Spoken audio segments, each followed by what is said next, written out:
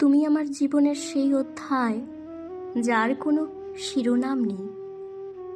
আমরা বন্ধুও ছিলাম না, আবার প্রেমিক প্রেমিকাও ছিলাম না। আমরা ছিলাম ওই দুটির মাঝখানে একটা ধূসর জায়গায়, যেখানে মায়া আছে কিন্তু কোনো নাম নেই তার।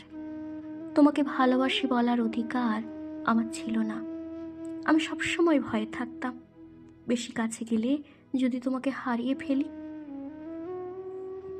তাই আমি কুল থাকার অভিনয় করে গেছি। তুমি অন্য কারোর সাথে হাসলে আমার বুকটা জ্বলে যেত, কিন্তু আমি রাগ দেখাতে পারতাম না, কারণ টেকনিক্যালি তো তুমি আমার নও, তাই না?